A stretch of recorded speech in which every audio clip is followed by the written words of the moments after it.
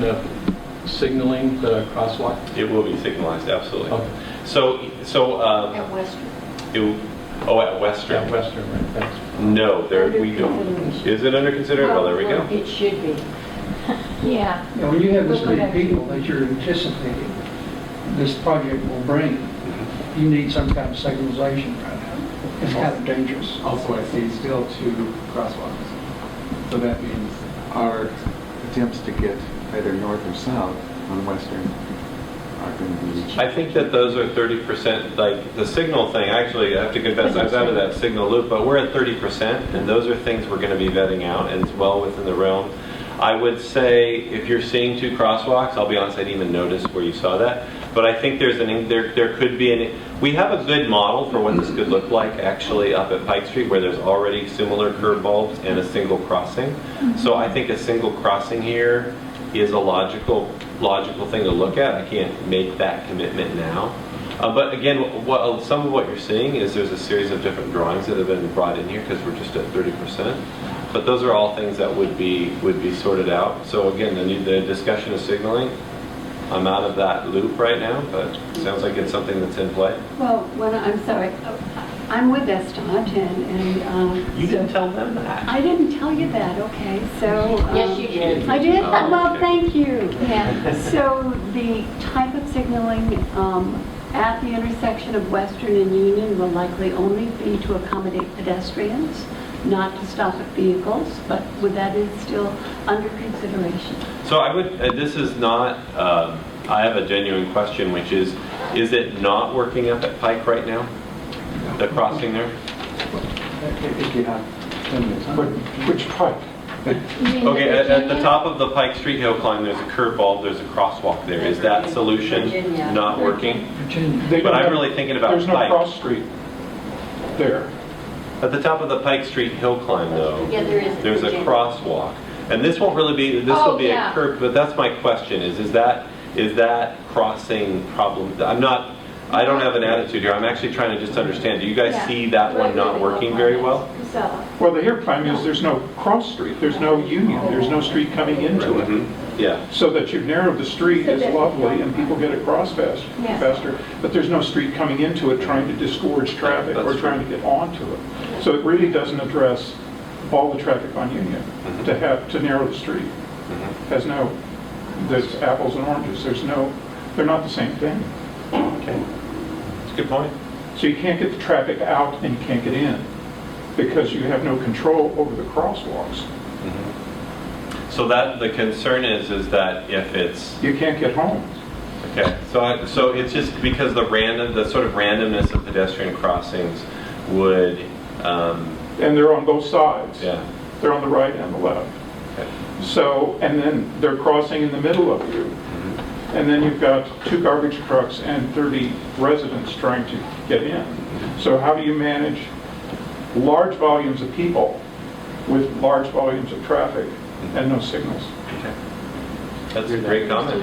So I work in South Lake Union, and the experiment not to have stop signs, but just to let pedestrians have the right of way, absolutely does not work. And is that on Terry?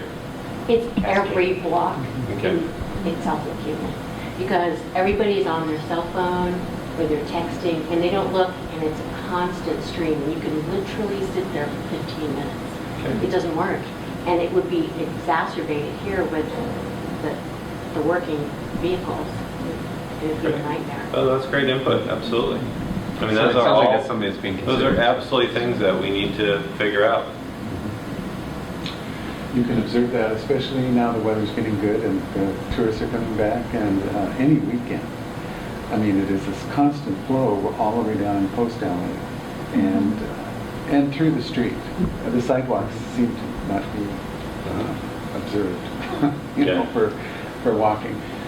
People do part the way, but then you have a north and a south set of, you have a crosswalk there on the north and south, and it's a steady flow.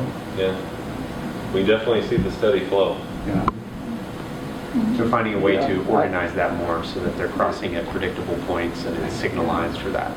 Gotcha. You know, on Western Junction up here, especially during summer, if we had a sign that said to pedestrians, please let one car go by, because it's a stream. Yeah. And then So you're talking about ready up to at go, and Virginia another where, person yeah, steps it's- off, and yeah, that's tough, yeah. if they would, if you, each pedestrian, just for 5 seconds, would, Yeah. but you see the line of cars all the way Oh, down yeah. here No, from there. I know that intersection very well. Either they ever put a signal or just a sign that says, either legally say, let one car go through each time. I don't think that's The thing you need to add on, the thing you need to add on to that too is once you get rid of Alaskan Way, Western turns into a zoo because people are trying to get from north to south. Western becomes uninhabitable because of the amount of. I don't know that I'm going to buy uninhabitable, but I will address, Well, I will acknowledge that traffic If you've been patterns here, will if you've change. been trying to be here when Alaskan is shut down suddenly, Western huge backup. is the only way to get north and south. So you're adding that much more traffic onto that street too. Yeah. So it's, That's right, it's a good point, because that traffic will back down through this intersection. And without any kind of signalization, you'll never be able to get into that line. Yeah, I've been trying to get home when it's back down to Spring. yeah. It- Again, I would say that that's great input, and I can't address that as not being a traffic engineer. It's not really the focus what I came here to present. I think these things you're bringing up are all really good, but I would also reiterate that conditions are changing with that. Like when the viaduct closes now, there's not an existing tunnel in place, and there's not a new and improved surface street that will have more capacity as well. So I just want to add, I wouldn't want to leave here without saying that I actually think that Western is going to be a great street and really going to be the neighborhood part of our street, because Alaskan is going to have this great promenade. It's going to be a nice street, but I think Western is going to be a wonderful street as well. You cannot So get from Ballard to West Seattle on the tunnel.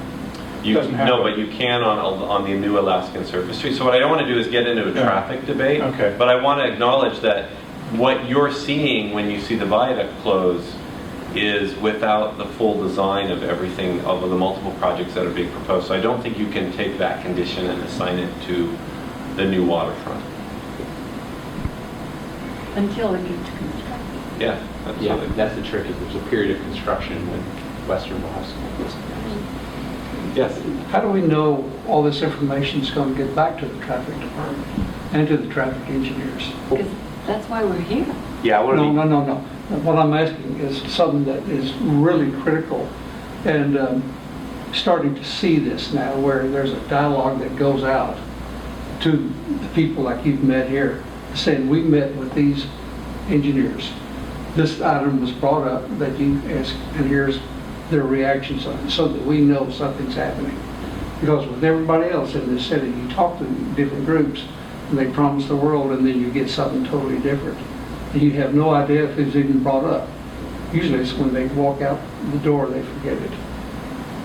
And with that little dialogue, I've got to come in and say that I think this is going to be a tremendous asset to our little area here. I'm really Thank you. for it. Gosh, I'm glad to hear that. Yeah, I mean, Let me answer your question on that, because that is why we are here, to get input as well as to give you information. And respect the comment about what will be the signalization at the intersection of T and how traffic will be handled here right down there is something that you brought up the last time. It's part of what our discussion is about traffic. This is an area that will be considered pedestrian focused because of its purpose, but if we do acknowledge, the city does, that there is an obligation that this is a street out here with vehicular access that will be maintained. Now, how the signaling will be answered is something that's really the next steps of what we'll be going into. So you may say loud and clear, and we're listening, that are we going to listen to what it is you've said? And the answer is yes. Will the answers about what it is that we propose as a solution be necessarily exactly what it is that you're saying? I'm not sure.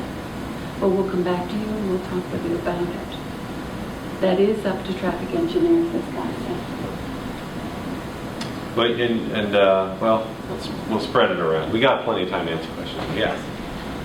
Could you address how you're going to make this safe, clean, and not a place where homeless people will have an encampment?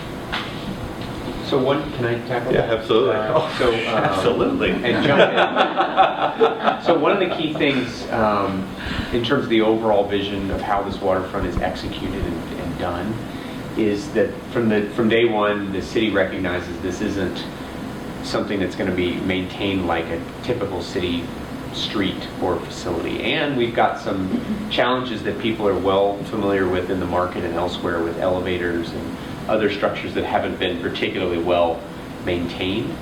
What we're proposing here is to do more of a partnership with other organizations, similar to what we did with the renovation of the Woodland Park Zoo, or more recently with the Seattle Aquarium, where we build a partnership with a not-for-profit organization, where there's a baseline of city maintenance dollars that goes into it, but then there is a supplemental private fundraising philanthropy that it goes in addition to that to maintain these spaces at a higher level. We really are very upfront that things like elevators have to be maintained almost on a daily basis, at least weekly, to keep them in good operating order. We initially looked at escalators in here as a possibility, and we ended up jettisoning that idea because of the maintenance challenge that they represented. But we recognize that this is something that is going to be a daily commitment. And that's not just for the facility maintenance, it's also for the clean and safe activities, for anywhere we have a overhead protection, you could have encampments. So we're very serious about that. The next step, as this design is moving forward, there's a parallel proposal being fleshed out that will ultimately be adopted by the mayor and council that will create that operating and maintenance plan. And so we're happy to come back and talk about that plan in parallel with the design in the future if you're interested, so you can see both the design and the maintenance side. But it can't just be treated like any city facility. It's very different.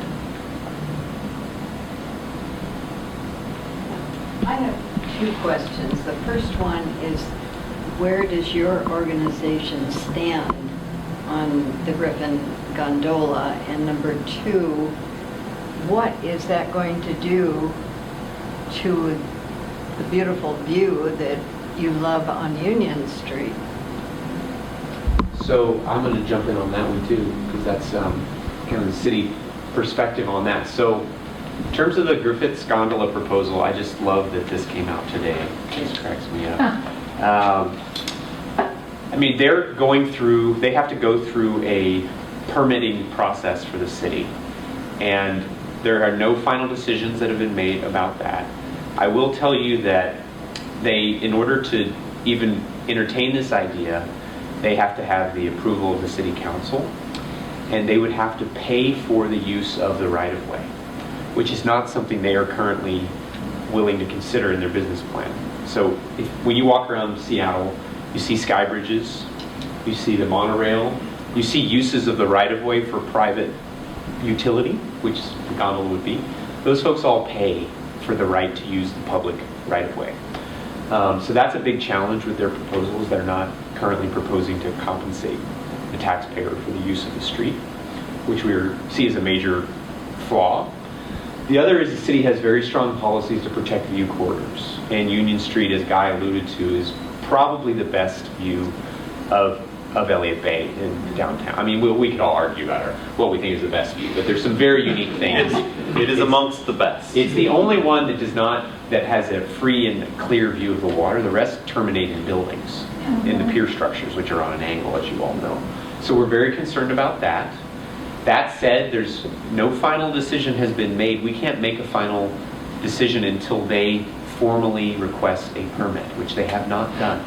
Now, from the amount of ink that's being spilled on this idea, you would think that they were making a formal proposal, but they have not made a proposal to the city yet. So, but part of the reason we wanted to bring this idea forward, and I think we'd like to get your feedback and ultimately support for it, is I think we generally believe that a more grade level public connection that's free to use, that's well lit, that's safe, is the more appropriate solution there. I think this would suffice for everything they want to do as well.